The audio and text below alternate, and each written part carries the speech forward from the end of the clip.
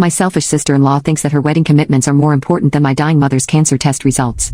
My sister-in-law is getting married, but has had very little contact with us before the wedding. Any contact initiated has been us visiting my husband's family, which is out of state and is a 14 to 16-hour drive each way. I have always gotten along with my sister-in-law despite her almost too nice attitude, but this was a whole side of her that my husband has told me about, but I had never actually seen. So basically, my mother has been diagnosed with cancer, and has had to have many treatments, including surgery, chemotherapy, and radiation. Before all of these treatments, we had to wait on a test to determine which stage of cancer she was in. When we were waiting on my mother's cancer test results, we would know in 3 days, and the cancer test results could be absolutely devastating and could let us know how long my mother had to live. Every day seemed like an eternity. During this time, my sister-in-law called my husband and I to ask us exactly which role we and our children would have in her wedding. She knew exactly what position we were in, and we told her on the phone call repeatedly what was happening. At this point, how long we could stay and what we could do would be determined by my mother's test results, since we still had many months left before my sister-in-law's wedding.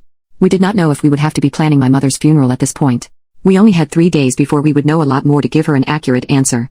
This was also the first and only time she's ever called us in 15 years of our marriage. She began asking us exactly what we would be doing at her wedding, what day we would be there, and how long we could stay. My husband and I repeatedly told her that there's no way we could know during this phone call what we would be capable of doing 7 months from then, and we'd have a better idea once we got the test results. We repeatedly told her that that would take 3 days. During this phone call, she began getting upset and angry with us, using her sassiest and grainiest Valley Girl voice, to tell us that she needed to know, by tomorrow, what we could do during the reception, and what our children could do during the reception. She insisted on knowing by the next day, and began getting very angry with us. We were really calm, and kept trying to calmly explain again the position we were in, as I couldn't fathom that she would have such an attitude of insistence in the situation we were in. She began insisting that she needed our children and us to help her set up chairs, serve people's food, and clean up after the reception.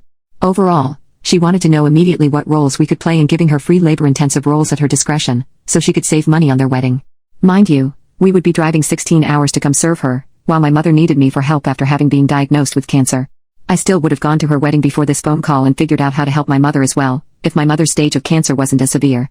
It turned out my mother's cancer has since spread to her bones, and she is not in good shape.